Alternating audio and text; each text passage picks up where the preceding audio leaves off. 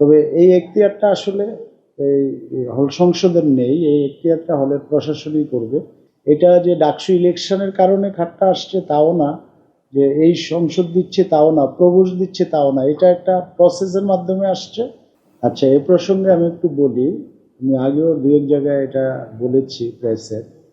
সেখানে হচ্ছে যখন এই সূর্য সেনলের বিপি আজিজ ওইখানে গিয়ে দেখলো যে টেস্টিং সল্ট পাওয়া গেছে প্রায় 1 কেজির মতো, তখন সে এটা আইডেন্টিফাই করলো এবং তাদের সাথে কথা বললো। পাশাপাশি সে সময় সে কিন্তু আমাকে ফোন দিয়েছিল যে স্যার এরকম এরকম অবস্থা, আমি 1 কেজি টেস্টিং সল্ট পেয়েছি, তো এখন আমি কি করব। তখন আমি বলছি যে বিষয়টা আমাকে তুমি জানাও, আমার হল প্রশাসন সে ব্যাপারে ব্যবস্থা নেই। সে এটা করার সময় আমার সাথে কথা হয়েছে তারপর সে এটার এগেইনস্টে আমি পরবর্তীতে দেখলাম যে 3,000 টাকা জরিমানা করছে। বাট এটা সে তখনই আমাকে সাক্ষাৎকারে ফোনে বলছে যে স্যার এটা আমি আমাদের পক্ষ থেকে আপনার কাছে পাঠিয়েছি, আপনারা হল প্রশাসন থেকে যেটা ভালো মনে করে। তো পরবর্তীতে দেখলাম লেখার মধ্যে একটু ভিন্নতা আছে তার চিঠির এটার মধ্যে। তো তার সাথে আমি পরে কথা বলি যে তোমার তো লেখাটা এরকম। বল স্যার ওই মুহূর্তে যে লিখতে গিয়ে একটু ভুল হয়ে গেছে, আসলে ওই লেখাটা আমার ঠিক হয়নি। তবে এই এখতিয়ারটা আসলে এই হল সংসদের নেই, এই এখতিয়ারটা হলের প্রশাসনই করবে।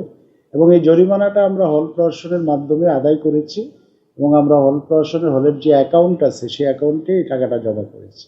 না, আমি সেটাকে তার বিরুদ্ধে ব্যবস্থা নেওয়ার মতো কোনো ঘটনা আমি মনে করি হয় নাই, কারণ সে যখন এই কাজটা করেছে সে আমার সাথে ফোনে যোগাযোগ করেছে এবং সেটাও আমাকে সে ইনফর্ম করেছে।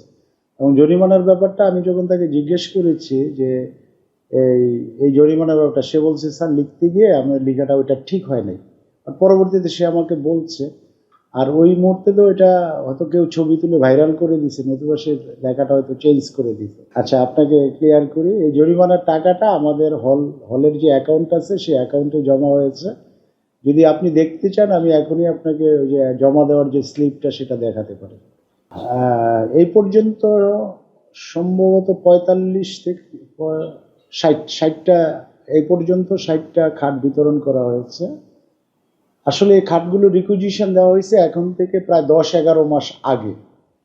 তো আমরা প্রত্যেক হল থেকে বলি যে আমার হলে এতটা খাট লাগবে, প্রত্যেক হল থেকে রিকুইজিশনটা দেয়, দিলে সেগুলো টেন্ডার হয়, টেন্ডারের মাধ্যমে এগুলো আমাদের কাছে সাপ্লাই দেয়। তো 10-11 মাস আগে থেকে এই কাজটা শুরু হয়েছে। তো ডাকসুর সময়ে হয়তো এই জিনিসটা মোটামুটি রেডি হয়েছে, ডাকসু ইলেকশনের পরে সেগুলো সাপ্লায়াররা আমাদেরকে বিভিন্ন হলে খাটগুলো দিয়েছে।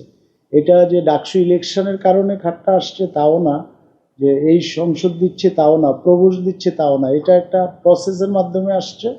প্রায় 10-11 মাস আগে থেকে প্রসেসটা শুরু হয়েছে। এখন যারা টেন্ডারে পেয়েছেন, যারা সাপ্লায়ার, তারা সব হলে, শুধু আমার সূর্যসেন হলে নয়, সব হলে খাট, টেবিল, চেয়ার তারা সাপ্লাই দিচ্ছে এবং নিড বেসড যারা অ্যাপ্লিকেশন করছে, যাদের প্রয়োজন, আমরা সেভাবে ডিস্ট্রিবিউট করছি। আমার হলের ক্ষেত্রে আমি বলবো এটা সঠিক না যে কোনো পক্ষ দিচ্ছে।